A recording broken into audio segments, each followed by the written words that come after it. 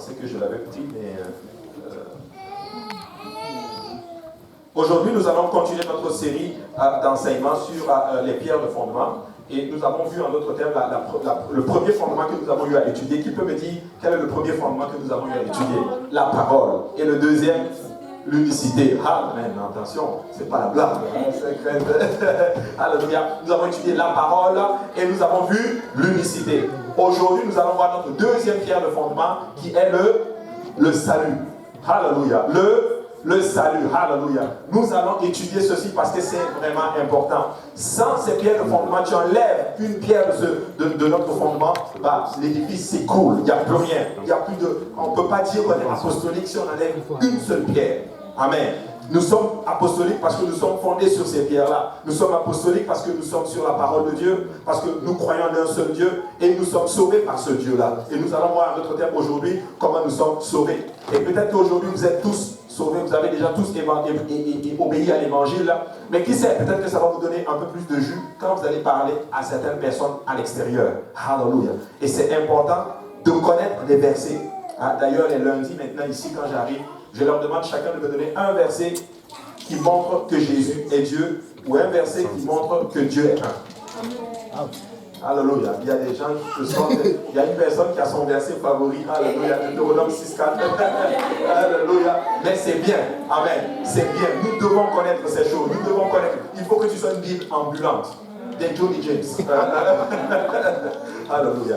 Et c'est vraiment bon. Et aujourd'hui, on avait parlé la dernière fois, on avait vu que dans la région arctique de l'Amérique du Nord, entre l'Alaska et le Groenland, cette zone-là était dominée en d'autres termes par des vastes plaines, qu'on appelle les plaines de toundra. Il y a peu de points repères dans ce zone-là. Et vous savez quoi? Tu ne veux pas arriver à une place où tu te perds. Est-ce qu'il y a des gens ici qui sont déjà arrivés à une place où ils se sont perdus? Yeah. Tu n'aimes pas ça. Tu n'aimes pas quand tu te perds. Alléluia. Tu ne veux juste pas te perdre. Tu es là, en d'autres termes, tu ne connais pas où tu dois aller. Et la panique te prend. Ainsi, tu veux avoir ce qu'on appelle un repère. Alléluia. Et pour cette raison, pendant de nombreuses années, les peuples autochtones de ces régions ont utilisé les points de repère en pierre pour la navigation et comme point de référence ou comme repère pour les caches de nourriture. Donc, ils utilisaient ce qu'on appelle des sortes de pierres que vous voyez ici, en forme d'homme, pour montrer en d'autres termes que quelqu'un est passé ici. Donc, nous voyons là que l'homme, en d'autres termes, veut toujours montrer une trace. Une trace que quelqu'un est passé ici. Ils appellent ces pierres-là Inukshut. Ici, Inukshut. Alléluia. Et beaucoup sont construits en forme d'homme pour indiquer que quelqu'un est passé ici et de cette phase ici maintenant ou même auparavant en d'autres termes. Donc c'est un point de repère, une façon pour eux de signifier à une personne qu'il y a un humain qui est venu ici. Alléluia. Donc c'est important. Et dans la Bible, dans le livre de Josué, un monument similaire a été érigé. Pas un monument en forme d'homme là, mais comme un autel avec 12 pierres. Parce que quand ils ont traversé le Jourdain, la Bible dit que chacun d'eux a pris, en d'autres termes, une pierre représentant chacun une tribu de la maison d'Israël. Et en plus de cela, ils ont bâti un autel avec ceci. Pour montrer, en d'autres termes, à leurs enfants qu'un jour, l'Éternel a été bon avec eux. C'était en fait des mémorials pour eux. Et nous devons aussi avoir des pierres de mémorial dans nos vies. Tu dois avoir certaines choses qui te rappellent les bienfaits et la bonté de l'Éternel. Aujourd'hui, l'Église de l'Est a son cahier. Ce cahier va nous rappeler les bienfaits de l'Éternel. C'est une de nos pierres, si on peut dire ça comme ceci. Alléluia. Et ce monument a été érigé, le Seigneur leur a dit, vous allez faire ceci, comme ça si vos enfants vous posent la question un jour, que signifient ces pierres? Vous leur direz ce que l'Éternel a fait pour vous. On le voit dans Josué chapitre 4, verset 21. On voit cela, il dit aux enfants d'Israël, lorsque vos enfants vous demanderont un jour à leur père que signifient ces pierres, vous en instruirez vos enfants et vous direz, Israël a passé ce Jourdain à sec. Israël a passé ce Jourdain à sec. Quand vos enfants vous demanderont, vous leur direz que Israël est passé ici à sec. Alléluia. Et dans l'Église du Nouveau Testament, nous avons également reçu un grand héritage. Ça a été transmis par des hommes, mais aussi par des femmes fidèles, et nous ont laissé sur un fondement solide. Nous ne devons pas oublier d'où nous venons. Nous ne devons jamais oublier d'où nous venons. Et ça, c'est très, très, très important. Si tu oublies d'où tu viens, tu as tout perdu. Quelqu'un a dit ceci un jour, je ne sais pas si c'est peut-être vrai, mais c'est une expression d'un homme célèbre, je ne veux pas vous le dire ici, mais je veux quand même vous le dire. Il a dit ceci: si tu ne sais pas d'où tu viens, tu ne sauras pas où tu vas. Amen. Nous devons savoir d'où nous venons. Et nous sommes fondés sur le fondement de ces personnes, de ces hommes et femmes fidèles. Et nous sommes laissés sur ce fondement solide. Et nous ne pourrons jamais oublier littéralement d'où nous venons, sinon nous ne pourrons jamais arriver là où Dieu veut que nous allions. Ça pourrait corroborer. Alléluia.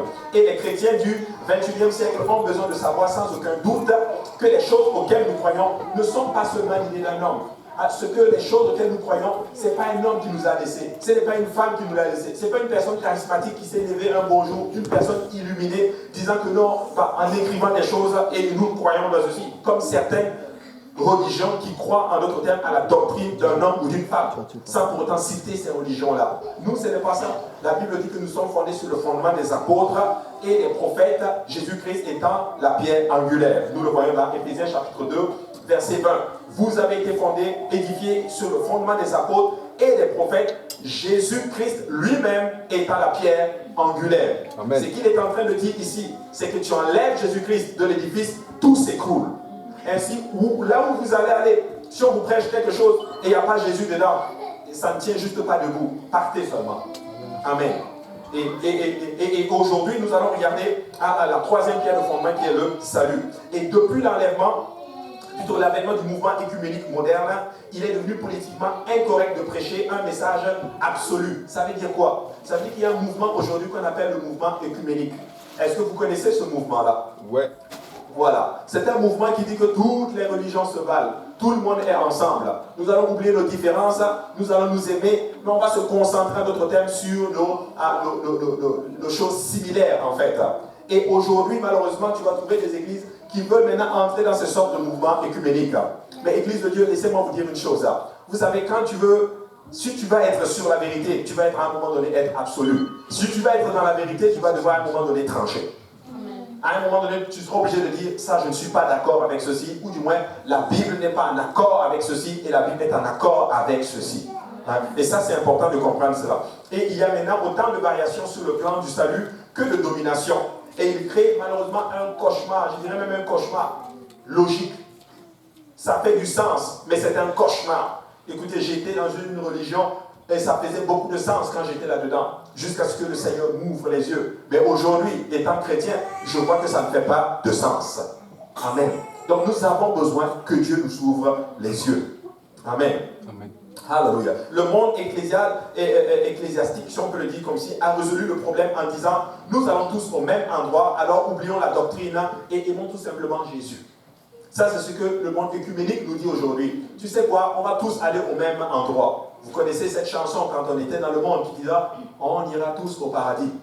Ça là, c'est pas vrai du tout. On ne va pas tous aller au paradis. Amen. Amen. Ce n'est pas vrai. C'est ça la vérité.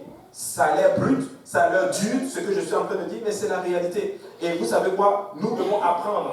Je ne dis pas qu'il faut maintenant sortir et être brusque comme ça avec les gens, non. Nous devons aussi développer la sagesse de comment nous transmettons en d'autres termes certaines vérités absolues. Amen. Très important. Mais le problème avec cette approche, c'est qu'il n'y a pas 2, il n'y a pas 10 ou 50 manières d'être sauvé. Il n'y a qu'une seule manière d'être sauvé. Et nous devons être sauvés selon la Bible. Et ce qui compte, ce n'est pas mon opinion, ce n'est pas l'opinion du pasteur, ce n'est pas l'opinion de votre pasteur ou de la personne en qui vous aimez, vous croyez, de votre mentor. Peu importe votre passé, votre culture, ça n'a rien à voir avec ceci. Nous tous, on a tort et la Bible a raison. Amen. Amen. Et des fois, nous devons amener les gens sur ce fondement-là. Quand vous discutez avec quelqu'un, ne partez jamais sur un mauvais fondement. Partez toujours avec, on va se mettre d'accord que la Bible est vraie. Amen. Et que toi et moi, on croit à la Bible. Si nous croyons à la Bible, on va laisser maintenant la Bible parler. Amen. Amen. Amen. Mais n'allez pas sur le mauvais fondement. La personne peut venir établir un fondement littéralement en disant, ok, la Trinité est vraie. Et toi, tu pars dessus. Non. Vous voyez? Donc, vous devez établir d'abord un fondement biblique. Ok, est-ce qu'on est d'accord que le mot Trinité n'est pas dans la Bible? Oui. Ok, on peut aller avec ceci. Vous bâtissez en d'autres termes sur un fondement vrai que lui et vous êtes d'accord et vous commencez maintenant à construire là-dessus. Amen.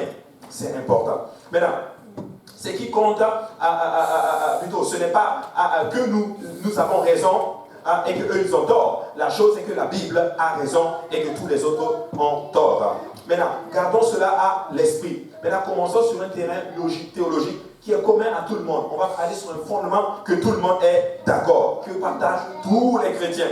Maintenant, nous croyons que tous les êtres humains sont des pécheurs de naissance, de nature et aussi par leurs actes. Peu importe catholique, protestant, kimbanguiste, témoin de Jéhovah et tous les autres, ils sont tous d'accord que nous sommes tous pécheurs. Amen. Est-ce qu'il y a quelqu'un ici qui n'est pas pécheur? Merci beaucoup de votre sincérité et votre honnêteté. Amen. Parce que si tu avais levé ta main, tu viens d'en commettre un péché parce que c'est un mensonge. Nous sommes tous pécheurs. Nous sommes nés pécheurs. Nous sommes tous perdus. Regardez ce que la Bible dit dans Romains 3, 23. Car tous ont péché et sont privés de la gloire de Dieu. Hein? Donc si toi tu dis que tu n'as pas jamais péché, tu es en train de dire que la Bible n'est pas vraie. Mais la Bible dit que tous, donc le tous, c'est vraiment tous. Tous ont péché et ils sont même privés de la gloire de Dieu, la Bible nous dit. Donc nous croyons que lorsque les êtres humains ne pouvaient pas rien faire pour se racheter, Dieu lui-même fournissait une voie de salut.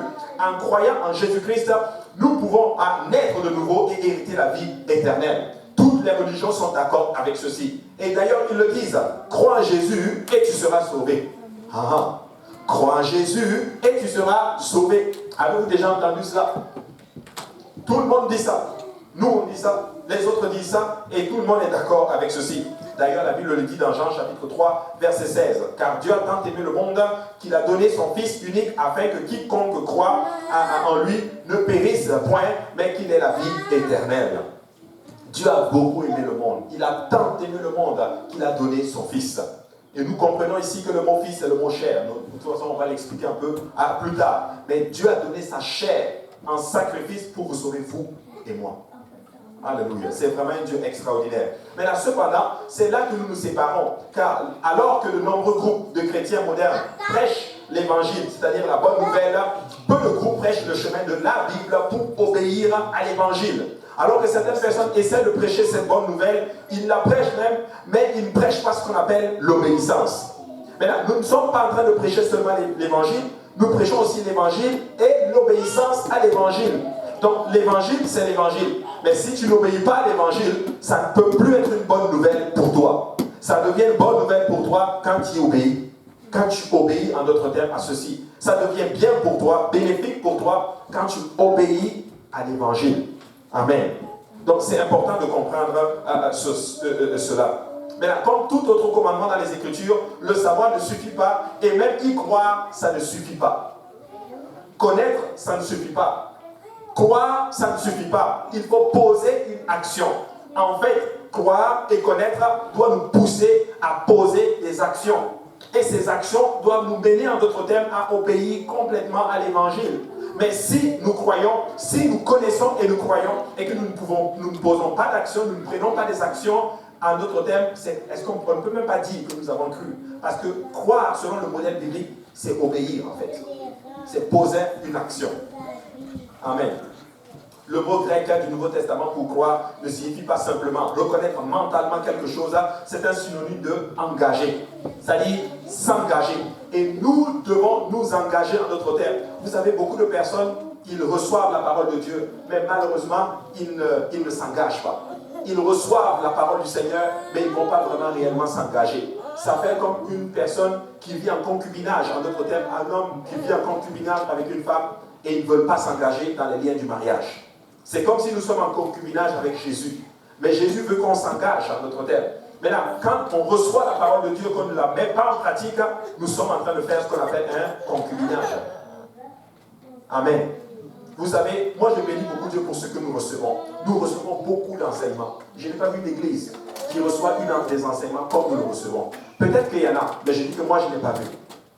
Nous sommes beaucoup bénis, beaucoup d'enseignements. Des enseignements pour grandir, pour croître, pour avoir un mariage solide, pour avoir une vie solide, pour avoir une vie bâtie sur le roc. Mais la question c'est, est-ce que nous mettons en pratique ce que nous recevons?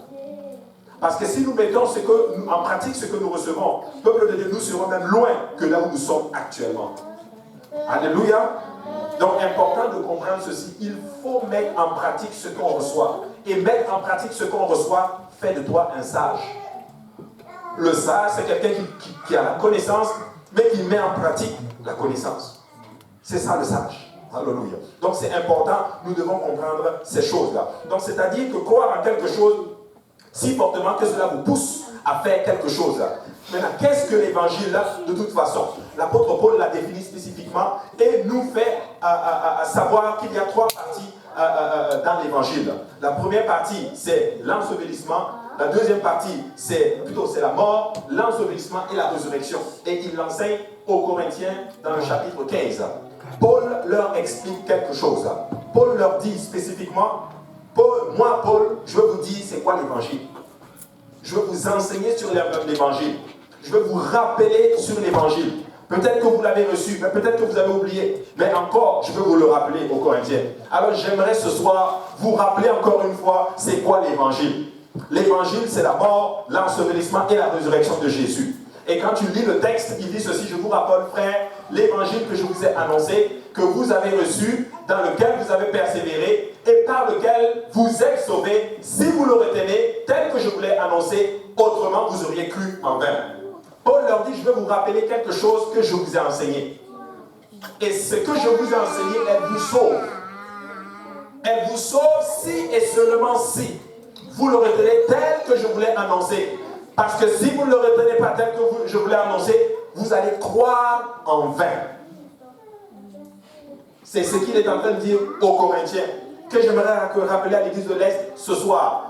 L'évangile, si nous ne la retenons pas comme la Bible l'enseigne, nous allons croire en vain. Ça veut dire que tu vas faire plein de choses et au dernier jour, quand tu vas t'approcher vers Jésus, il va te dire, je ne te connais pas.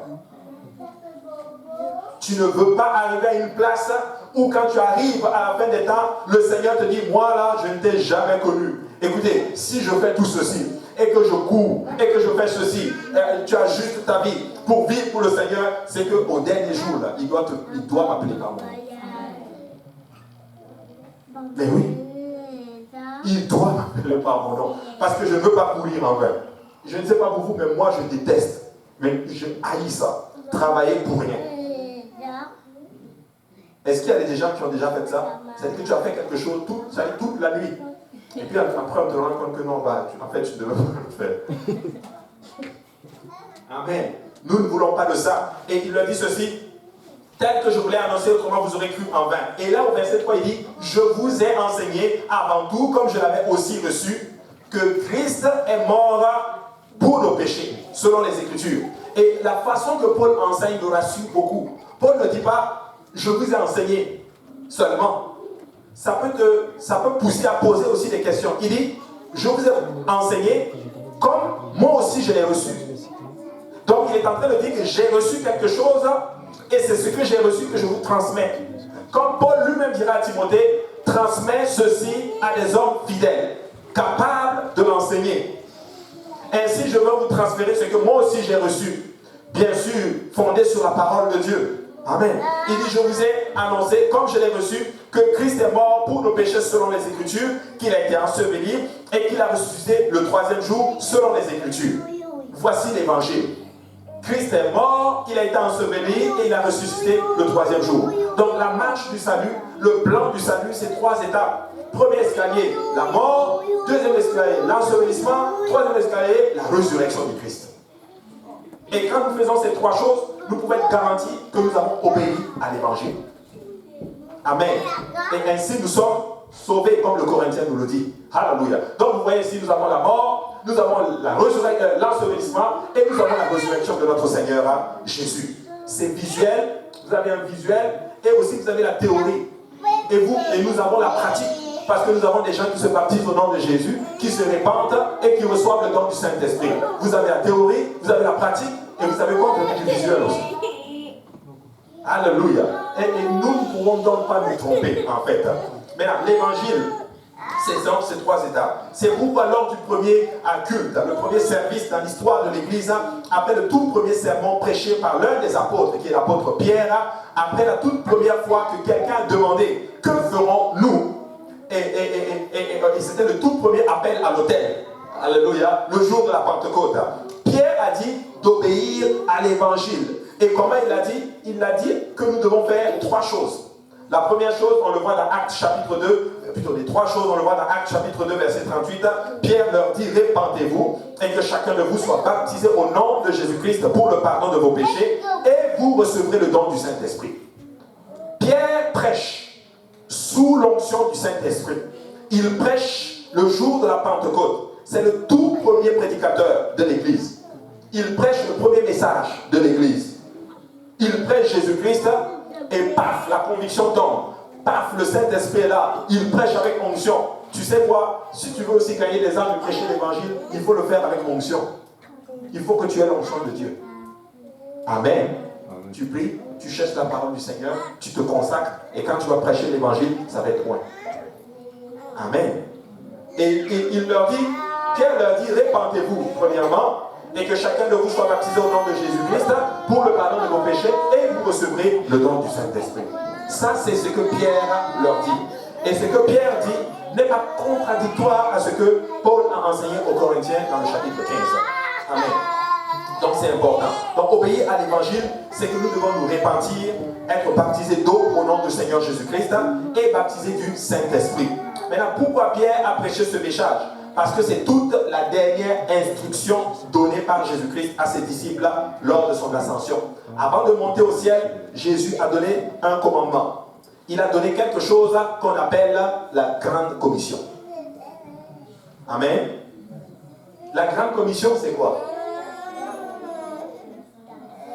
Allez faire de toutes les nations des disciples, le baptisant au nom du Père, du Fils et du Saint-Esprit. Nous savons le nom de Jésus. Et vous recevrez, et voici, je suis avec vous tous les jours jusqu'à la fin du monde. Ça, c'est la Grande Commission. Avant de monter, il laisse un dernier commandement. En fait, il va résumer tous les 3 ans d'enseignement dans Matthieu 28, 19. Okay. Si vous n'avez rien compris de tout ce que j'ai enseigné pendant 3 ans et demi, retenez au moins ça. Allez et faites de toutes les nations des disciples. Amen. Parce que moi je crois que les apôtres n'avaient pas rien compris aux 3 ans de formation de Jésus. Ils avaient le meilleur des professeurs. Ils avaient le meilleur des enseignants. Dans la plus grande université théologique. C'était Harvard de l'époque. Mais ils n'ont rien compris. Mais il résume ceci dans Matthieu 28, 19 en une seule phrase.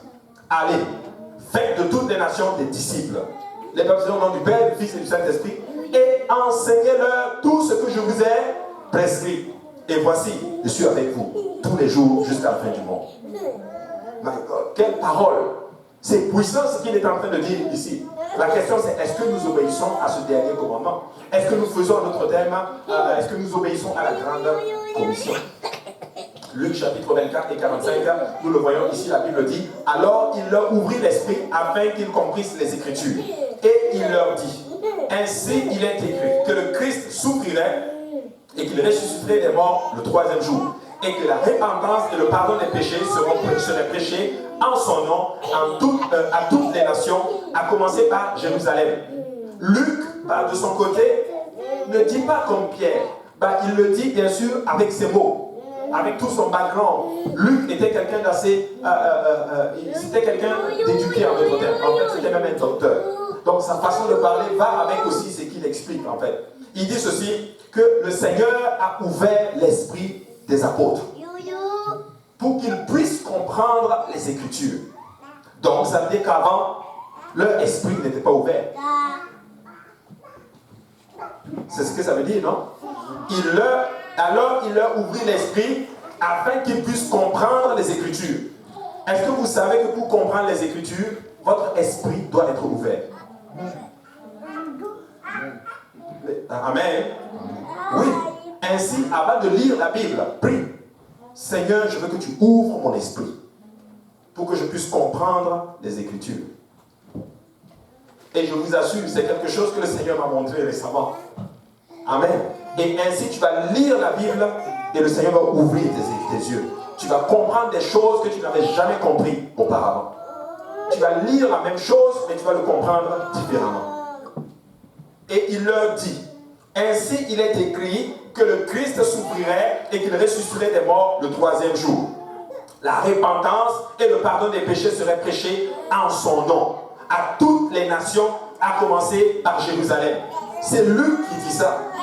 Que toutes les nations seront enseignées. Toutes les nations vont recevoir l'évangile.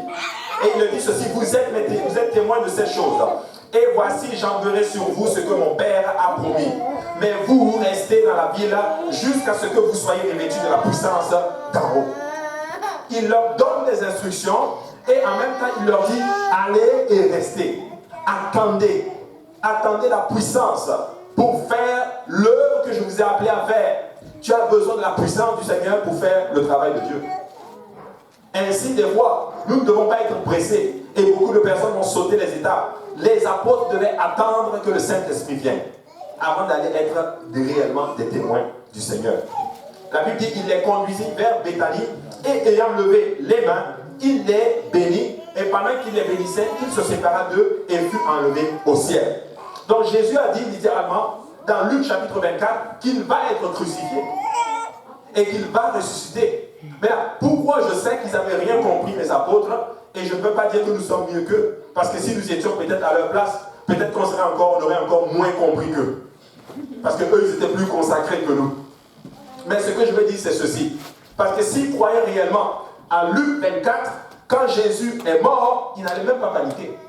Parce qu'il nous a dit qu'il va ressusciter. Alors aujourd'hui, est-ce que ta vie est conforme aux Écritures? Est-ce que tu crois réellement quand la panique arrive, quand les problèmes arrivent? Est-ce que tu crois à la parole qui dit « Je t'abandonnerai jamais » Parce que moi, quand il y a une situation qui arrive, il y a un verset qui me protège, je peux me réfugier sur ça. Où l'Éternel dit « Moi l'Éternel, je ne vais jamais t'abandonner ». Ainsi, nous devons vivre comme ça dans la parole. Amen. On doit vivre comme ceci dans la parole. Et je vous assure, j'aimerais vraiment rentrer dans une autre dimension de la compréhension des Écritures. La virgule, là, elle peut changer toute chose dans la Bible. Le point, là, il peut avoir un impact terrible dans ta compréhension des Écritures. Je vous assure, priez avant de lire la Bible. Amen. Donc c'est important de comprendre ceci. Mais Jésus leur dit 3 choses. Je vais être crucifié, je vais être enseveli et je vais aussi ressusciter.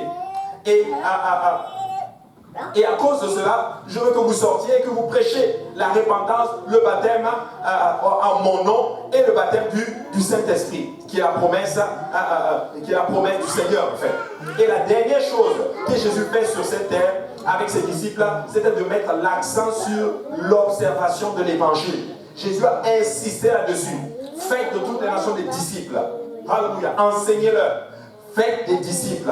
Et comment on fait des disciples? En leur prêchant l'évangile, qu'ils obéissent à l'évangile et vous les enseignez. Amen. Amen. Et il faut enseigner. Moi, je prie que Dieu vous donne un esprit d'enseignement, je vous assure. Amen. Vous savez, c'est bien. L'affaire de l'évangéliste, tu cries, le Seigneur est bon, et puis les gens viennent. C'est bien. Mais je vous assure, s'il y a quelque chose dont nous avons besoin dans les fins des temps, c'est des enseignants de la parole de Dieu. C'est des gens qui connaissent la parole et qui vont aller la donner à quelqu'un d'autre pour que la personne soit sauvée. Et vous l'avez. Amen. Vous l'avez. Donc, c'est vraiment ça. Et l'observation de l'évangile, on le voit dans Actes chapitre 2, 38, comme Pierre a prêché le jour de la Pentecôte. La première chose que le Seigneur leur dit, plutôt que l'évangile demande, c'est la repentance. La repentance ne consiste pas seulement à accepter la bonne nouvelle. Il ne s'agit pas seulement de se sentir désolé pour ses péchés, c'est en fait être désolé jusqu'à changer. C'est pas genre, ok, je suis désolé, mais demain tu vas faire la même chose. Non. Il y a beaucoup de personnes qui sont comme ceci. Ils vont dire, je suis désolé, mais demain, ils vont faire la même chose. Oh, je suis désolé, demain, la même chose. Et tu ne vois même pas d'effort. Je ne dis même pas que tu ne vas pas refaire la chose, mais il faut qu'il y ait un effort de ta part, comme quoi tu veux vraiment sortir de cette situation-là. Donc, la repentance, c'est être tellement désolé que ça produit ce qu'on appelle un changement en nous. La repentance, le mot grec, c'est metanao. Ça veut dire un demi-tour, volte-face. Je change complètement. Je fumais, mais je ne fume plus. Je buvais, mais je ne bois plus. J'étais un homme bizarre, un homme tricheur, je ne triche plus. Je faisais toutes ces choses qui ne plaisent pas à Dieu, j'arrête de faire ces choses-là. C'est ça la repentance. La repentance, ce n'est pas juste être simplement désolé, prier, crier, se rouler à terre. Non, ce n'est pas ça la repentance. Des fois, ça peut être juste des émotions. Il y a certaines personnes, ils ne vont même pas manifester quelque chose comme quoi la parole les a touchés. Mais à l'intérieur d'eux-mêmes, la parole les a touchés et leur vie change. C'est pour ça que je n'évalue pas le succès d'une prédication, en d'autres termes, par le nombre de personnes qui ont liké, ou qui ont aimé, ou qui ont applaudi, ou à la fin du service, quand les gens viennent te voir si tu avais bien prêché. Non, moi j'évalue le succès de la prédication à travers les vies qui sont changées. À travers les gens qui reçoivent la parole et qui disent, ça là, ça m'a touché, ça m'a parlé, je dois changer. En fait, quand tu prêches la repentance, tu dois pousser la personne à changer. Tu dois susciter la conviction dans la vie de la personne, que la personne dit, non, là, tu dois changer. Alléluia. Et ça, c'est vraiment ce que le Saint-Esprit fait. Voici pourquoi la Bible dit, le consolateur, le Saint-Esprit, lorsqu'il viendra, il convaincra le monde du péché. En d'autres termes, la prédication doit te convaincre que tu es dans le péché ou pas. Après le reste, c'est toi qui vas prendre maintenant la décision. Mais la repentance, c'est un volte-face. C'est un demi-tour. Et nous devons nous repentir tous les jours. Mais pour entrer dans le royaume de Dieu, on doit d'abord se repentir. Ainsi, le Seigneur dit dans 2 Corinthiens chapitre 7, 10, le Seigneur parle à travers Paul, il dit ceci, en effet, la tristesse selon Dieu produit une repentance à salut, dont on ne se répand jamais, tandis que la tristesse du monde produit la mort. La tristesse selon le monde produit la mort. Ça veut dire quoi? Ça veut dire que certaines personnes vont être tellement désolées selon le monde. Parce qu'ils n'ont pas eu certaines choses comme le monde le définit. Ils sont tristes et ils vont les poser des actions qui vont les conduire à la mort spirituelle. Mais quand on se répand selon Dieu, ça nous amène à poser des actions qui nous amènent à la vie éternelle. C'est ça qu'il est en train d'enseigner littéralement. Et voici, cette même tristesse selon Dieu, quel empressement n'a-t-elle pas produit en vous? Il dit aux Corinthiens, écoutez-moi bien, Corinthiens, la tristesse selon Dieu, elle a produit le fait que vous avez changé. Et vous, l'église de l'Est, alors que vous êtes là aujourd'hui, vous ne seriez pas ici. Vous avez ajusté votre façon de vivre, votre façon de vous habiller, votre façon de penser, votre façon de parler. Parce que la tristesse qui a été produite en vous était une tristesse selon Dieu, pas selon le monde. C'est ce que Paul enseigne aux Corinthiens. Il est en train de leur expliquer que votre vie a changé parce que la tristesse qui est venue en vous sous la prédication de l'évangile, c'était une tristesse selon Dieu. Ainsi, le jour où tu veux vraiment quitter le Seigneur, tu veux quitter même l'église, sur un coup de tête, ou quelqu'un t'a fait quelque chose, pose-toi la question, est-ce que la tristesse que tu as eue, c'était selon Dieu ou est-ce que c'était selon le monde? Parce que Paul explique aux Corinthiens que cette tristesse-là, selon Dieu, produit une repentance à salut dont on ne se répand jamais. Ça veut dire que tu entres dedans et tu ne sors plus. Amen. C'est Paul qui explique ceci. Alors, à la fin de votre vie, vous allez pouvoir expliquer si votre repentance était une tristesse selon Dieu ou si c'est une tristesse selon le monde. Parce que si à la fin tu réussis sans être sorti, tu comprendras d'autres termes que ta repentance était selon Dieu. Amen. Très important de comprendre ceci. Il dit ceci, quelle justification, quelle indignation, quelle crainte, quel désir ardent, quelle zèle, quelle punition vous avez montré à tous égards que vous étiez purs dans cette affaire. Il est en train de dire que tout ce qui est arrivé, vous avez montré à tous égards, vous avez montré à travers toutes les situations qui sont arrivées en vous, que vous vous êtes sincèrement repentis. Vous avez changé de vie. Amen. Donc la repentance, ce n'est pas un sentiment, c'est un retournement, un changement d'attitude intérieure qui mène à un changement d'action extérieure. À moins que les deux ne se produisent, la repentance n'a pas lieu. S'il n'y a pas de changement intérieur qui conduit à un changement extérieur, on ne peut pas du tout parler de repentance. Alléluia. Amen. Donc la repentance doit nous pousser à changer. Tu dois poser une action. Tu dois, écoute, à chaque fois que la parole est prêchée, et que la conviction entre dans ton cœur, tu dois produire une action. Et ça, c'est vraiment important. Le mot, comme je l'ai dit, c'était métanao. Matthieu 33, 8 dit ceci: produisez donc du fruit digne de la repentance. Est-ce que vous savez que l'un des premiers commandements que le Seigneur a donné après avoir créé l'homme, c'était quoi?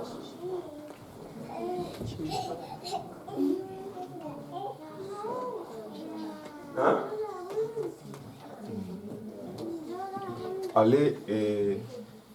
Bon, ça c'est dans l'évangile, mais quand il a créé l'homme,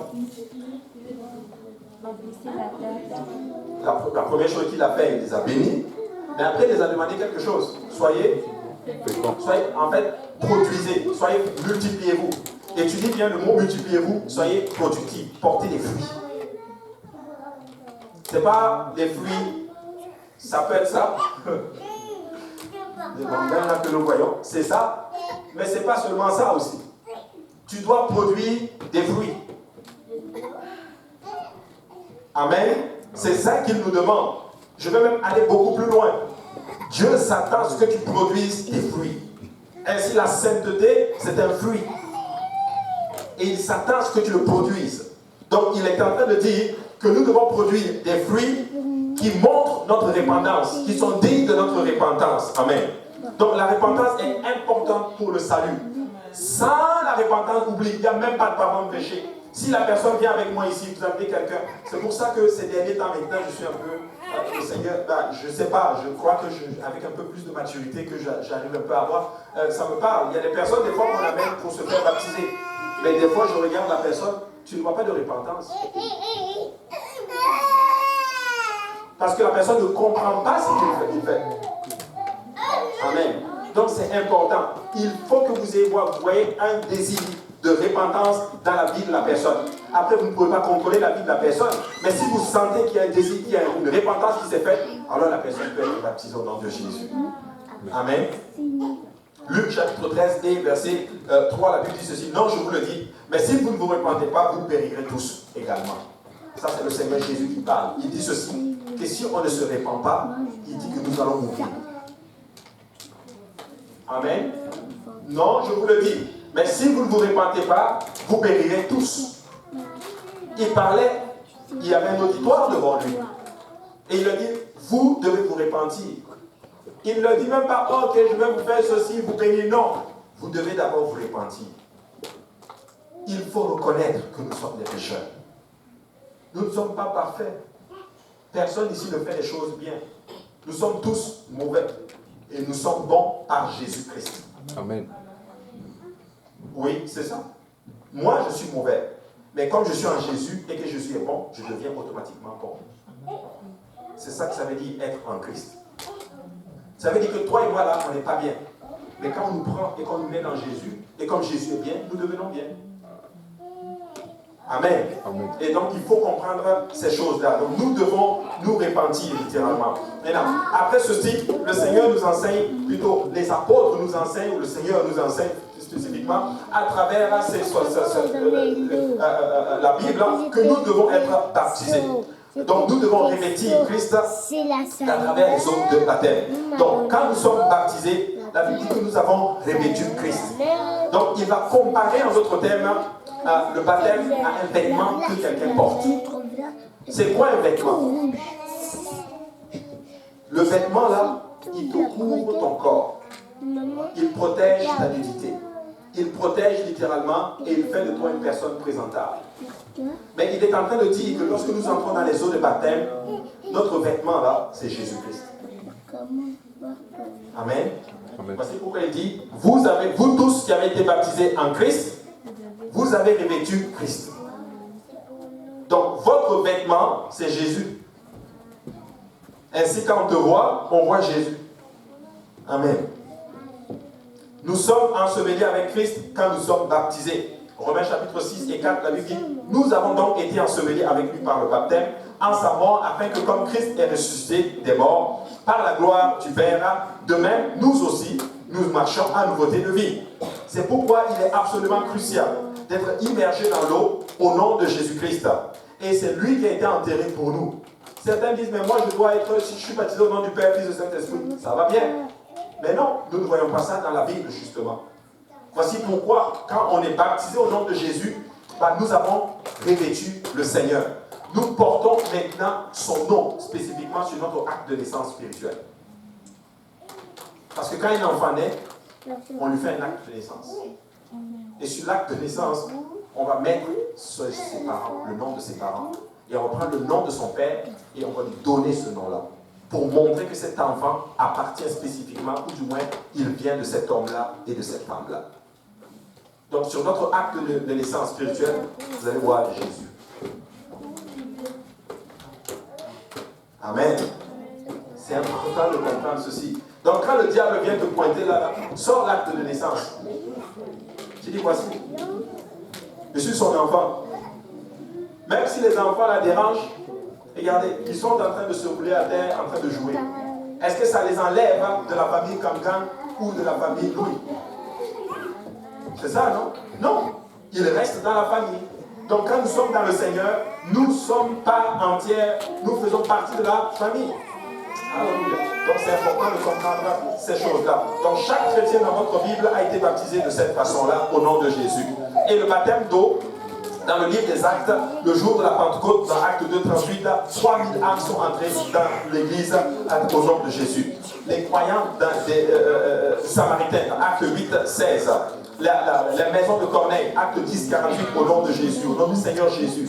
Les disciples de Jean, dans Acte chapitre 19, ils ont tous été baptisés au nom du Seigneur Jésus. Maintenant, Matthieu chapitre 28 et 19, Jésus s'étant approché, leur parla ainsi. Tout pouvoir m'a été donné, dans le ciel et sur la terre.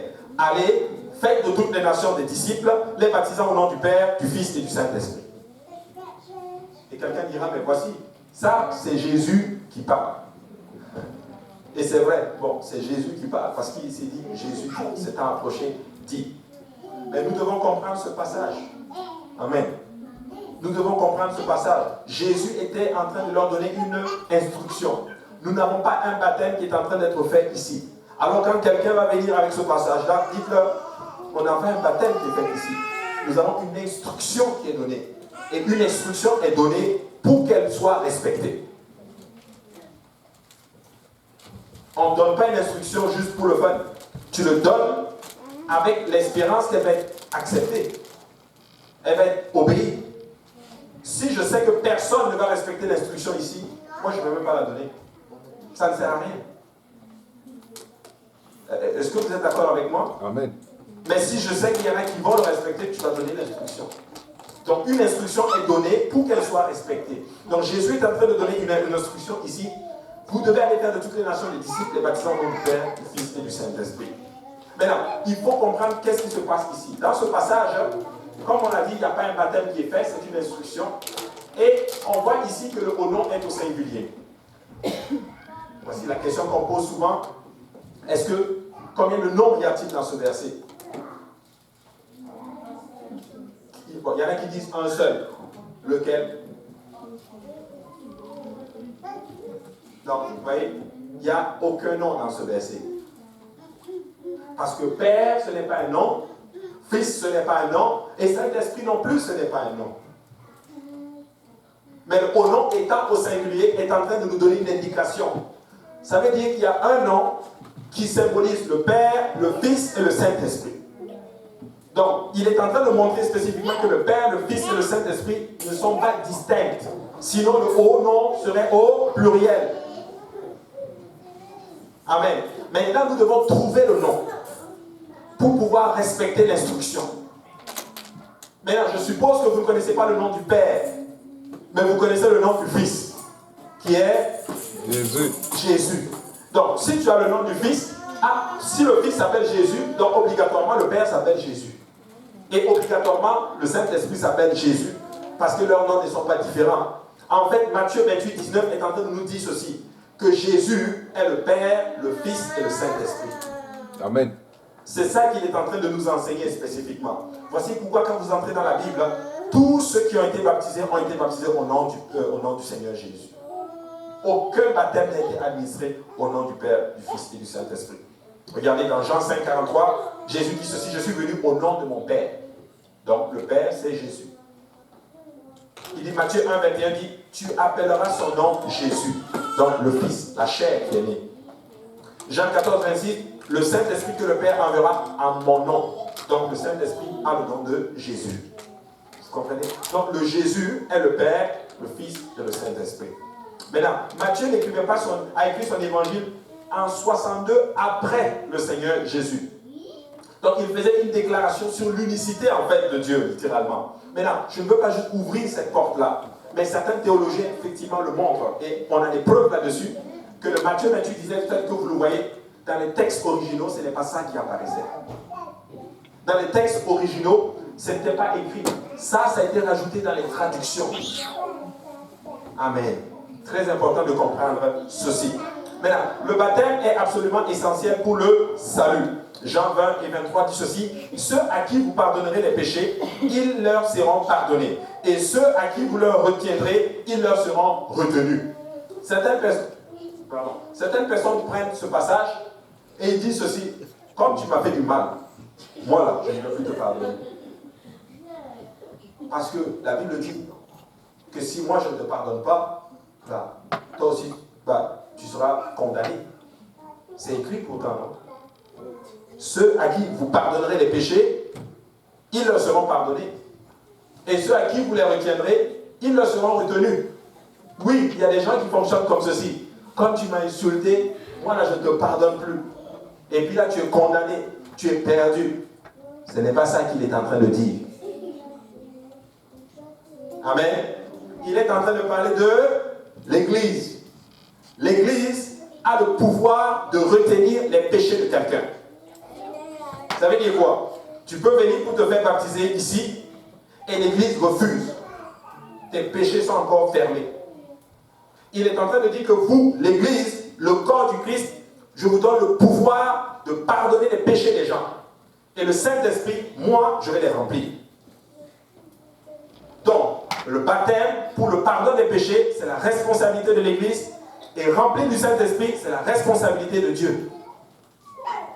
C'est ça qu'il est en train de dire. Quelqu'un peut venir pour se faire baptiser et on regarde sa vie, on dit, toi là, tu ne veux pas te repentir. Nous, on ne va pas te baptiser tant que tu ne changes pas. On a retenu tes péchés. Et au ciel, c'est toujours fermé. Amen. C'est important de comprendre ces choses-là. Ne vous en faites pas, ça ne va pas arriver. Là, on va dire non, on refuse de baptiser. Non. Mais ça va arriver dans certains cas, et j'ai déjà vu aussi des cas comme ça. Une personne peut venir, il a une vie impudique, il vit dans le péché. Et on dit, est-ce que tu vas changer? Il refuse, il dit non, moi je ne veux pas changer. On ne peut pas te baptiser au nom de Jésus. Je rentre avec toi dans les eaux de baptême. Est-ce que tu vas te repentir? Tu confesses de changer ta vie? À partir d'aujourd'hui, tu vas vivre pour Jésus sincèrement de tout ton cœur. Si tu me dis non, on sort de l'eau. Parce que je perds mon temps. Vous êtes d'accord avec moi? C'est ce que la Bible est en train de dire. Donc l'affaire de « Oh, toi tu m'as blessé, je ne te pardonne plus », ça ne marche pas. Si tu ne pardonnes pas, toi non plus, Jésus, toi, ne va pas te pardonner et la personne peut être sauvée, puis toi tu restes. Amen. Donc pardonnons-nous les uns les autres. Même si je t'ai fait quelque chose qui n'est pas bien, pardonne-moi seulement. Amen. Pardonne-moi seulement. Parce qu'un jour, toi aussi, tu m'as fait quelque chose. Toi aussi, tu fais des choses à quelqu'un qui n'est pas... Personne n'est parfait. Nous devons nous pardonner. Amen. Donc, l'Église a le pouvoir de pardonner les péchés. Alléluia. Maintenant, Marc chapitre 16, verset 7 dit ceci. Celui qui croira et qui sera baptisé sera sauvé, mais celui qui ne croira pas sera condamné. Hein? Il utilise le mot « et ». Celui qui croira et qui sera baptisé. Voici comment le monde actuel l'apporte aujourd'hui. Celui qui croira ou qui sera baptisé sera sauvé. Est-ce que c'est ce qui est écrit? Non. Non. Celui qui croira et qui sera baptisé sera sauvé. Je lisais récemment un peu sur la doctrine d'une église et ils ont écrit quelque chose et ça m'a rassuré. Ils disent qu'en fait ils croient en Jésus, en Dieu, et qu'ils nous croyons au baptême au nom de Jésus ou au nom du Père, Fils et Saint-Esprit. C'est vraiment une confusion. C'est vraiment une confusion. Tu dois être sûr. Nous croyons en Jésus comme Dieu, le Tout-Puissant, Créateur du ciel et de la terre, qui s'est manifesté dans la chair pour la rédemption, pour sauver sa créature. Et nous croyons dans le baptême, dans la repentance du baptême, au nom du Seigneur Jésus. comme dans la Bible. Et Jésus dit, celui qui croira et qui sera baptisé sera sauvé. Mais il y en a qui croient seulement. Mais ils ne veulent pas se faire baptiser au nom de Jésus.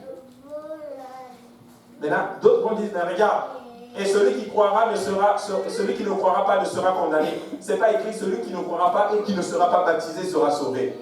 Et j'ai rencontré des gens à l'évangélisation qui me disent, oui, mais c'est écrit, celui qui croira et qui sera baptisé sera sauvé. Mais celui qui ne croira pas sera condamné. Il dit, mais dans le cas de condamné, on n'a pas mentionné le baptême.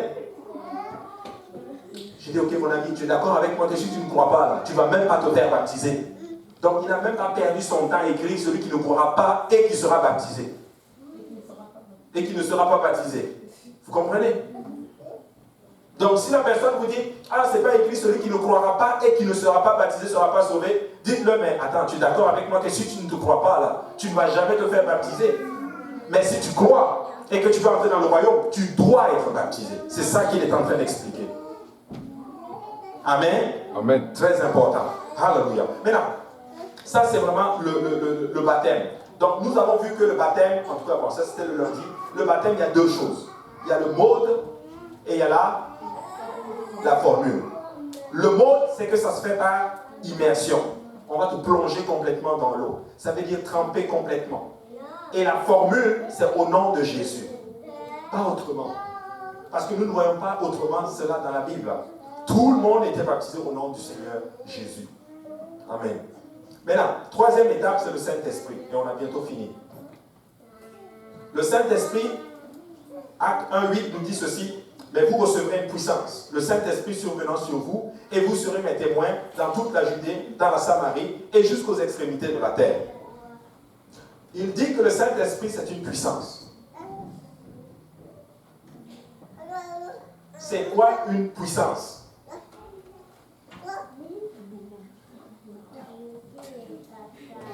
C'est une capacité. Voilà. C'est une capacité. Il est en train de vous dire que vous allez recevoir une nouvelle capacité. Le Saint-Esprit. C'est une puissance. Et quand tu as le Saint-Esprit, ta vie change. Quand tu as le Saint-Esprit, ta vie n'est plus la même chose. Écoutez-moi bien. Quelqu'un qui a le Saint-Esprit, il va vaincre n'importe quelle situation qui va être sur la face de la terre. Amen. Je vous dis, il n'y a pas une situation qui peut t'empêcher, qui peut te vaincre quand tu as le Saint-Esprit. Quand je dis vaincre, ça ne veut pas dire détruire le corps. Non, ça peut te détruire le corps. Mais ça ne va pas te faire perdre l'espérance que tu as en Christ. Voici pourquoi la Bible dit Christ en nous, l'espérance de la gloire. Amen. Amen. Alléluia, très important. 1 Corinthiens 6 et 14 dit ceci, et Dieu qui a ressuscité le Seigneur nous ressuscitera aussi par sa puissance. Ça veut dire quoi? J'ai le Saint-Esprit. Si je meurs, si j'ai le Saint-Esprit, je vais ressusciter. C'est ça qu'il est en train de dire. Mais quelqu'un qui n'a pas le Saint-Esprit, on ne peut pas savoir, il ne va pas ressusciter en fait. Parce qu'on est ressuscité par le Saint-Esprit. Une nouvelle expérience de naissance a pour but de laisser votre ancienne vie mourir par la repentance et être enterrée par le baptême et de vous donner une nouvelle vie par le pouvoir du Saint-Esprit. Le but de la résurrection n'est pas seulement que Jésus est sorti de la tombe, mais que moi aussi je puisse sortir de la mort de mon ancienne vie. C'est ça ce que ça veut dire. Quand je donne ma vie à Jésus, je suis sorti de la mort de mon ancienne vie. Je me rappelle, moi quand je suis venu au Seigneur, j'avais changé, ou du moins, je voulais changer. Mais je n'avais jamais été baptisé au nom de Jésus. Et là, quand on allait, c'est le frère Haché qui était venu me chercher à l'époque, et on parlait dans la voiture. Et bizarrement, on est tombé sur la voie. Il me dit, mais ça fait quelques semaines que tu as donné ta vie, tu n'as pas encore été baptisé. Je fais non. Je dis, pour moi, j'ai accepté Jésus, j'ai cru en Jésus, je l'ai confessé de ma bouche. Pour moi, c'est comme je suis sauvé. Il me dit, non, tu dois être baptisé au nom de Jésus. Et pendant qu'il conduisait, il me montrait les versets. Ça te fait peur quand même là. Lui, il est baptisé au nom de Jésus. Si on fait un accident et qu'on meurt, lui, il part, mais moi, je suis encore là. Je voulais lui dire, mon ami, attends, on va arriver là-bas, tu vas me montrer. Mais il m'a montré, et dans la voiture, honnêtement, j'avais déjà la conviction. Ce qui fait que quand je suis arrivé à l'église, après la prédication, le pasteur Kausi me demande, veux-tu te faire baptiser au nom de Jésus? J'ai dit oui. Parce que je voulais vraiment changer. Je n'ai pas reçu le Saint-Esprit tout de suite. J'ai reçu le Saint-Esprit quelques semaines plus tard. Je vous assure, c'est 2 semaines après que j'ai reçu le Saint-Esprit. C'est une nouvelle dimension dans ma marche dans le Seigneur. Quand tu as le Saint-Esprit, je vous assure, c'est vraiment puissant. Tu peux arriver à une place où tu es vraiment très abattu. Mais par la puissance de l'Esprit, quand tu commences à prier, Dieu enlève le fardeau et te donne littéralement son joug qui est beaucoup plus léger. Nous avons besoin du Saint-Esprit dans le processus du salut. Alléluia. Et la mise à mort de Jésus était un acte des hommes. L'enterrement de Jésus était un acte des hommes. Mais la résurrection de Jésus était un acte de Dieu. Ainsi, la repentance est une action. C'est mon action en réponse à l'évangile. Le baptême, c'est mon action c'est mon action en réponse à l'église, à l'évangile plutôt. Et le Saint-Esprit, c'est l'action de Dieu en réponse à mon obéissance. Quand tu obéis, Dieu te donne le Saint-Esprit. Amen. Romains chapitre 8, verset 11. Et si l'Esprit de celui qui a ressuscité Jésus d'entre les morts habite en vous, celui qui a ressuscité Christ d'entre les morts rendra aussi la vie à vos corps mortels par son Esprit qui habite en vous. Et Jésus est sorti de la tombe dans un corps glorifié. Il n'avait pas besoin que la pierre soit roulée pour sortir. Mais la pierre a été roulée comme un signe pour nous qu'il était réellement ressuscité des morts. Donc le Saint-Esprit, c'est l'Esprit de Dieu. Maintenant, c'est qui le Saint-Esprit? Le Saint-Esprit, ce n'est pas quelqu'un d'autre qui vient. Ce n'est pas que Dieu est allé sur son trône et Jésus est venu et le Saint-Esprit a dit, ok, maintenant c'est mon tour de partir. Non, ce n'est pas ça. Le Saint-Esprit, c'est Dieu lui-même. Donc, c'est Jésus lui-même qui vient, mais sous une forme spirituelle. Une forme que l'œil humain ne peut pas voir. Pour travailler en chacun de vous. Pour travailler en chacun de nous. Et il vient habiter en nous pour nous donner la force de vaincre le monde, de vaincre le péché et d'être comme lui. C'est ce que ça veut dire, le Saint-Esprit. Alléluia. Donc, mais parler en langue, c'est un signe surnaturel, comme quoi nous avons reçu le Saint-Esprit. Ainsi, quand Jésus vient, quand Dieu vient sous forme spirituelle, il va donner un signe pour qu'on puisse voir que désormais il habite en vous et moi. Donc, quand on vous dit parler en langue, dites-leur que parler en langue, c'est un témoignage de Dieu, qu'il habite désormais dans ce corps. Amen. Le Saint-Esprit, c'est un témoignage que Dieu donne à toute l'Église, à tout le monde, que désormais, il habite dans ce corps. C'est un signe évident comme quoi la personne est née de l'Esprit. Vous savez, un bébé, même quand il naît, il a un signe, il a un témoignage.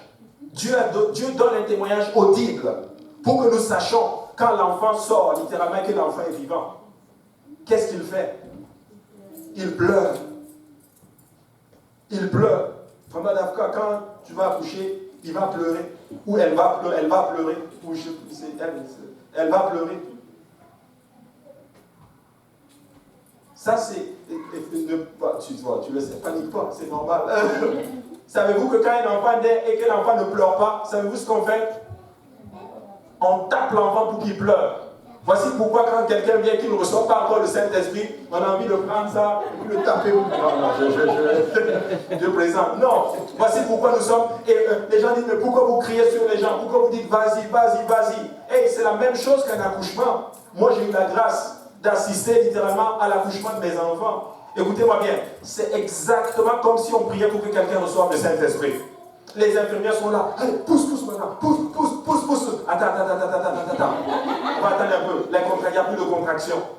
Oh, je sens une contraction qui arrive. Mais la pousse. C'est quand la contraction arrive qu'on dit à la personne de pousser. Mais oui. Donc quand on prie pour le Saint-Esprit et qu'on sent que la personne est en train d'arriver, pousse. Mais la parole maintenant, laisse sortir cette voix. Mais les personnes, au moment où la contraction arrive, au moment où c'est là, ils relâchent. Au moment où tu vas sortir la langue, alléluia, non, il faut attendre qu'il y ait une contraction. En tout cas, tu vas louer jusqu'à ce qu'il y ait une contraction. Mais écoute, on va pousser les gens, on va t'encourager jusqu'à ce que tu reçoives le don de l'Esprit. Et Dieu m'a amené dans à la maternité, dans une chambre où je voyais mes enfants bouger, pour comprendre ce principe-là. Si l'être humain est capable de comprendre le naturel, pourquoi on n'est pas capable de comprendre le spirituel? Écoutez, même pour que l'enfant sorte, il faut que la mère pousse. Eh oui, il faut qu'elle pousse. Et c'est très douloureux, c'est très intense. C'est normal avec le Saint-Esprit, des fois c'est comme ceci. Mais quand quelqu'un sort, il naît de l'Esprit, il parle en langue. Il émet un son. Conformément à ce que Jésus enseigne dans Jean chapitre 3, où le Seigneur dit, celui qui naît de l'Esprit est comme le vent. Nous ne savons pas d'où il vient, nous où il va. Mais tu en entends le bruit. C'est le témoignage de l'Esprit. Donc quelqu'un qui est reçu, qui reçoit le don de l'Esprit, il va parler en langue. Amen. Amen. Donc c'est important de comprendre ces choses-là. C'est vraiment important. Alléluia. Mais là, certains disent que vous pouvez recevoir le Saint-Esprit de Dieu sans parler en langue. Mais ce n'est pas ce que la Bible dit. Chaque chrétien dans votre Bible a parlé en langue. Voici la première fois que les païens reçoivent le Saint-Esprit. Acte chapitre 10. Les non-juifs reçoivent le Saint-Esprit. Corneille et sa famille. La Bible dit que Pierre part, il prêche la parole du Seigneur. Et le Saint-Esprit tombe sur eux alors qu'ils étaient en train d'écouter la parole de Dieu. La Bible dit ceci, comme Pierre prononçait encore ces mots dans Acte 10, 44, le Saint-Esprit descendit sur tous ceux qui écoutaient la parole. Tous les fidèles circoncis qui étaient venus avec Pierre furent étonnés de ce que le don du Saint-Esprit était aussi répandu sur les païens. Car ils les entendaient parler en langue et glorifier Dieu. Alors Pierre leur dit, encore Pierre qui dit toujours, il dit toujours de bonnes choses. Alors Pierre dit, peut-on refuser l'eau du baptême à ceux qui ont reçu le Saint-Esprit aussi bien que nous? Regardez ce que Pierre dit. Ils reçoivent le Saint-Esprit et la Bible dit que c'est quand ils parlent en langue que les apôtres savent qu'ils ont le Saint-Esprit. Et là, Pierre comprend, son esprit est ouvert là. Il leur dit, mais on ne peut pas refuser le baptême à des gens qui ont reçu le Saint-Esprit. Il ne dit pas comme ça. Il dit, on ne peut pas refuser le baptême à des gens qui ont reçu le Saint-Esprit aussi comme nous. Mais comment eux, ils ont reçu le Saint-Esprit? Dans Acte 2, ils ont parlé en langue. Donc, le même témoignage. Donc, les Juifs parlaient en langue, les Samaritains dans Acte chapitre 8 parlaient en langue, et les non-Juifs, Corneille, parlaient en langue. Donc, que tu sois juif, samaritain ou non-juif, tu dois parler en langue. C'est ça que l'Écriture est en train de nous dire. Vous comprenez? Donc, si quelqu'un vient dire, oh, mais ça c'était pour les Juifs, acte 2, c'était la Pentecôte des Juifs. Mais pourquoi Pierre l'a reçu? Pourquoi Corneille l'a reçu? Oh, mais ça c'était, ok, bon, peut-être que Dieu va. Ok, les Samaritains aussi l'ont reçu. Moitié juif, moitié païen. Vous savez comment Dieu a fait? 100% juif, moitié juif, pas juif du tout. Tous la même chose. Vous voyez, c'est la parole du Seigneur. Donc, c'est essentiel à notre salut. Romains chapitre 8 et 9 dit ceci. Pour vous, vous ne vivez pas selon la chair, mais selon l'Esprit, si du moins l'Esprit de Dieu habite en vous. Si quelqu'un n'a pas l'Esprit de Christ, il ne lui appartient pas. Il est en train de dire, si quelqu'un n'a pas le Saint-Esprit, on ne peut pas dire qu'il appartient à Jésus. Amen. Est-ce que c'est Dieu? Non. C'est la Bible qui parle. Si quelqu'un n'a pas l'Esprit de Christ, il ne lui appartient pas. Donc nous avons besoin d'avoir, voici pourquoi nous avons besoin des deux. Regardez ceci. Quand tu es baptisé au nom de Jésus, ça te met en Jésus. Et quand tu as le Saint-Esprit, ça met Jésus en toi. Et là, tu deviens à l'image de Dieu. Parce que Jésus a dit, moi, je suis dans le Père est en moi. Vous comprenez? Donc c'est important de comprendre ces choses-là. Alléluia. Parce que vous allez parler à des gens. Et ils vont vous challenger. Mais vous devez être capable de leur expliquer tout ça. 1 Corinthiens 12, 3, c'est notre... on a vraiment fini là. C'est pourquoi je vous déclare que nul, s'il parle par l'Esprit de Dieu, ne dit pas Jésus est anathème. Et que nul ne peut dire Jésus est le Seigneur si ce n'est par le Saint-Esprit. Vous savez, le baptême du Saint-Esprit, avec l'évidence de parler en langue, constitue l'expérience originale de l'Église du Nouveau Testament. Et c'est notre modèle. Par l'histoire de l'Église, pas l'histoire de l'Église, pas les dénominations, mais la Bible. Notre modèle, c'est ce qui s'est passé le jour de la Pentecôte. On ne prend pas l'histoire de la Bible pour expliquer le modèle. Non. L'histoire de la Bible te dit Ok, l'église a commencé, l'église est tombée dans l'âge noir, après il y a eu les réformateurs, il y a eu ceci, et après il y a eu le rétablissement de toute la vérité. Que nous sommes bénis aujourd'hui d'être dans ça. On ne peut pas dire que c'est ça, non. Il faut toujours revenir à la Bible. D'autres vont dire non, moi je viens de telle dénomination. Il y a certaines personnes, tu leur dis, as-tu reçu le Saint-Esprit? Il dit oui. Est-ce que tu parles en langue? Ah, mais moi je suis baptiste. C'est pas ça, non. Moi là, je crois ceci. Jésus ne vient pas pour chercher l'église pentecôtiste unie. Si sur ton église c'est écrit catholique, si tu t'es repenti, baptisé par immersion au nom de Jésus, rempli de l'esprit, marchant dans la sanctification, quand Jésus va venir, tu dois partir. Oui. Ce n'est pas une question de nom. Nous ne sommes pas pentecôtistes parce que nous allons à l'église pentecôtiste. Nous sommes pentecôtistes parce que nous avons la même expérience que le jour de la Pentecôte. C'est ça que ça veut dire un pentecôtiste. Parce que le pentecôtisme, le mot pentecôtiste n'existe même pas dans la Bible. Il y a Pentecôte, mais il n'y a pas pentecôtiste. Alors si quelqu'un te demande qui tu es, je suis pentecôtiste. Pentecôtiste parce que j'ai la même expérience que le jour de la Pentecôte. Et si tu es troublé par le mot pentecôtiste, dis-lui que tu es un apostolique. Amen. D'autres disent, je suis pentecôtiste parce que je vais à l'église pentecôtiste. Tu peux venir à l'église pentecôtiste, mais tu peux pas. Vous comprenez ce que je veux dire? Amen. Alléluia. J'ai bientôt terminé. Ouais, ça, c'est tous les prédicateurs qui disent aussi. J'ai bientôt terminé, alors qu'il me reste 2 pages. Non, il ne me reste pas 2 pages. Je vais juste ça là. Alléluia. Non, il va encore enseigner 2 pages. Non, j'ai fini. Alléluia. Alors, acte 2, 4 dit ceci. Et ils furent tous remplis du Saint-Esprit et se mirent à parler en d'autres langues, selon que l'Esprit leur donnait de s'exprimer. Pourquoi ce passage? Pour nous dire que le Saint-Esprit, là, c'est pour tout le monde. Vous allez rencontrer des gens qui vont vous dire, ah, c'est juste pour des élus. Vous avez déjà entendu ça? C'était dans le temps passé. Non, la Bible dit qu'ils furent tous remplis du Saint-Esprit. Car la promesse est pour vous, pour vos enfants, et pour tous ceux qui sont au loin, en aussi grand nombre que le Seigneur, notre Dieu, les appellera. Ça, c'est la parole de Dieu. Ça veut dire ceci. Tout le monde peut recevoir le don du Saint-Esprit. Il n'y a pas des élus. Amen. Il n'y a pas des gens des mieux aimés que d'autres. Que Dieu dit, ok, vous là, vous êtes spéciaux. Vous, on va vous donner le Saint-Esprit. Les autres, non. Nous sommes tous spéciaux aux yeux de Jésus qui nous donne son esprit. C'est ça qu'il dit. Donc tous sont remplis du Saint-Esprit et ils se sont mis à parler en langue. Donc tous qui reçoivent le Saint-Esprit vont parler en langue. Vous comprenez? Donc c'est vraiment, nous devons comprendre ces choses-là. Donc des références au plan du salut peuvent être trouvées partout dans la Bible. Surtout si nous prenons juste le temps d'y regarder.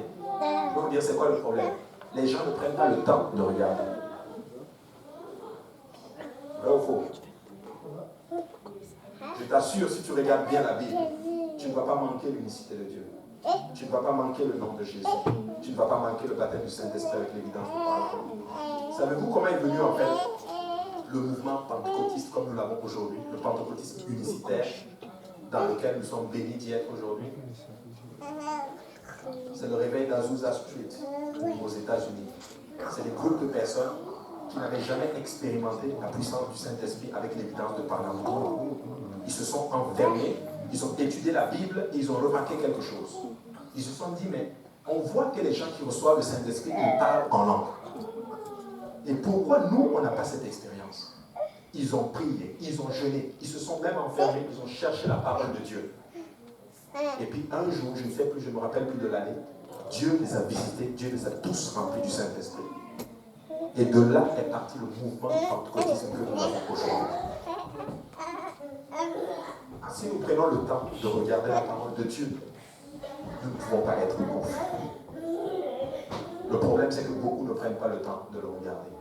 Nous prenons le temps pour autre chose, mais nous ne prenons pas le temps de regarder la parole du Seigneur. Donc, il y a 3 étapes dans la Bible et des références certaines. Jean chapitre 1, verset 12, c'est le dernier verset, on peut se lever tous ensemble, j'ai fini. Jean chapitre 1, verset 12, la Bible dit ceci. Mais à tous ceux qui l'ont reçu, à ceux qui croient en son nom, elle a donné le pouvoir de devenir enfants de Dieu, lesquels sont nés. Il est en train de dire ceci, que pour devenir un enfant de Dieu, nous devons l'être. Donc, pour devenir un enfant de Dieu, lesquels sont nés. On n'entre pas dans le royaume de Dieu, on est. Ou du moins, tu ne te lèves pas comme ça, tu dis, ok, moi je rentre. Non, tu vas naître de nouveau. Comme Jésus a dit, si tu ne te répands pas, si tu n'es pas né, pour entrer dans le royaume, je pense qu'il dit d'abord pour voir le royaume, tu dois naître de nouveau. Et si tu veux y entrer, tu dois naître d'eau et d'esprit. On est de nouveau pour être dans le royaume. Amen. C'est important. C'est très important. Il dit non du sang, ni de la volonté de la chair, ni de la volonté de l'homme, mais de Dieu. Qu'est-ce qu'il est en train de dire ici? Ce n'est pas la relation entre un homme et une femme. Ce n'est pas naturel. Ce n'est pas deux personnes. Ce n'est pas deux personnes qui se mettent ensemble pour donner naissance. Non. C'est pour ça qu'il dit non du sang et non de la chair, mais de Dieu. Amen. Amen. Donc, il faut comprendre ces choses-là. Quand tu es né là, de nouveau, spirituellement, c'est la volonté du Seigneur. Amen. Donc, deuxièmement, nous devons croire de manière à invoquer son nom sur nos vies. Et troisièmement, nous devons permettre à Dieu de nous donner le pouvoir de changer, et cela par le Saint-Esprit. Alors et seulement alors, nous sommes nouveaux. Donc, le message du salut qui est la nouvelle naissance, c'est l'une des pierres angulaires de l'Église apostolique. Sans ça, l'Église ne tient pas. Voici pourquoi des fois vous allez venir à l'église, on va prêcher encore la même chose. Peut-être que toi tu t'attendais à avoir un autre message. Mais ça c'est le message du salut. Amen. Et tu sais, des messages comme ça, quelqu'un peut venir malade et il est guéri. Tu peux venir et tu as un problème et Dieu te donne la solution à ton problème. Parce que c'est la volonté de Dieu que les gens naissent. Amen. C'est ce que Jésus nous a laissé comme dernière condition. Donc ça fait partie de notre fondement. Amen. Ça fait partie de notre fondement. Nous devons prendre son nom. Et nous, si nous disons que nous aimons cette vérité, mais nous devons penser en notre tête à l'y obéir, à l'accepter, à la manger, afin qu'elle produise des vies dans nos vies, qu'elle produise des actions dans nos vies. Si tu dis que tu aimes Jésus, et que tu ne respectes pas son commandement, on ne peut pas dire que tu l'aimes. C'est pour ça qu'il dit, celui qui m'aime, il garde mes commandements. Vous comprenez? Ça c'est Jésus qui dit ça. Donc si tu l'aimes, tu vas garder ses commandements. Alléluia. Maintenant, si j'ai une question à poser à quelqu'un, avez-vous déjà obéi à l'évangile selon la parole du Seigneur? Alléluia. Et si c'est le cas que vous avez déjà obéi, j'ai une deuxième question pour vous. Qu'est-ce que vous faites pour ceux-là qui n'ont pas encore obéi? Amen. Gloire au nom de Jésus. Alors ce soir, nous allons prier que cela reste dans nos cœurs comme fondement. Que nous n'avons, je veux qu'on prie vraiment pour ça. Qu'on n'arrive pas à une place où on est tanné de ça. C'est très facile. Quand tu es venu la première fois, ce même message t'a été prêché. C'était puissant. Mais aujourd'hui, avec la routine, ça ne fait plus rien en nous. Mais moi, je veux prier pour que ce fondement-là soit toujours en nous et que ça soit toujours, nous le disons toujours avec zèle. Amen. Alléluia. Amen. Alors nous allons venir à l'autel et nous allons prier. Amen.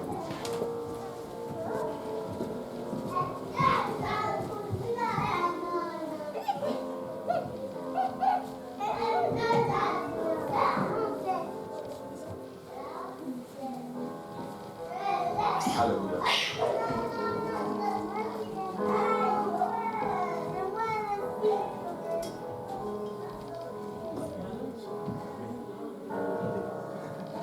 Alléluia. Nous allons prier que ça reste, que ce soit notre fondement. Amen.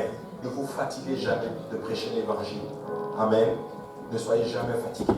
Seigneur Jésus, nous te rendons grâce ce soir, nous te bénissons, nous te remercions encore pour le privilège que nous avons d'être dans ta présence, Seigneur.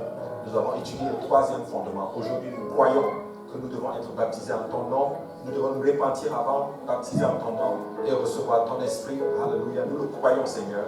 Nous prions que cela produise des fruits dans nos vies. Et aide-nous, Seigneur, à être de vrais témoins, Seigneur. À donner cette parole, Seigneur Jésus. Alléluia. À ceux-là qui en ont besoin. Afin que ton nom puisse être glorifié. Alléluia. Afin que ton nom puisse être glorifié. Au nom de Jésus, nous prions. Alléluia. Amen. Alléluia. Le Seigneur est vraiment bon. Amen. Alléluia. Acclamons le Seigneur aujourd'hui.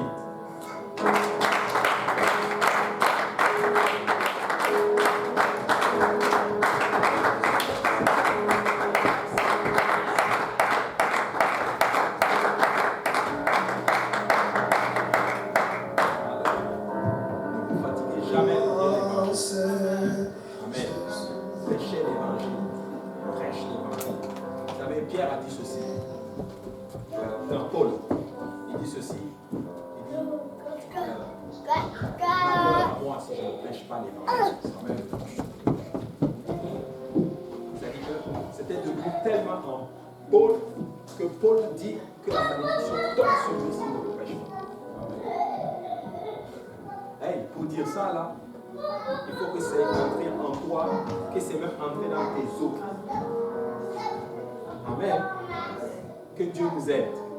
Amen. À ne jamais être fatigué du vrai fondement. Alléluia. Donc nous sommes fondés sur la parole de Dieu, sur l'unicité de Dieu et sur le salut dans le nom du Seigneur Jésus. Amen. Acclamons le Seigneur ce soir.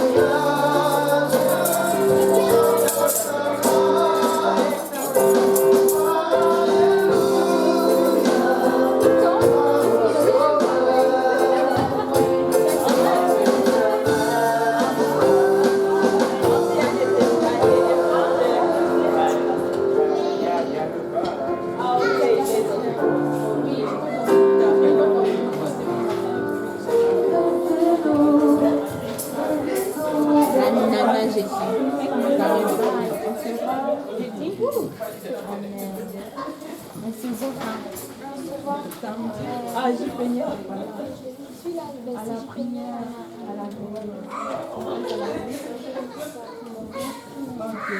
la et jeudi, sûrement. J'ai tellement mangé aujourd'hui. Waouh. Et le frère, je l'ai là. Ça va?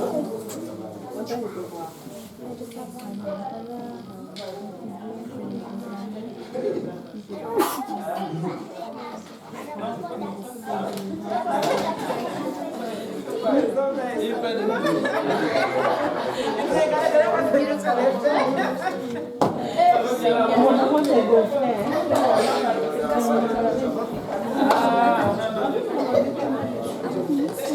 I don't know, they can't wait, no, seriously. I don't know this kind of...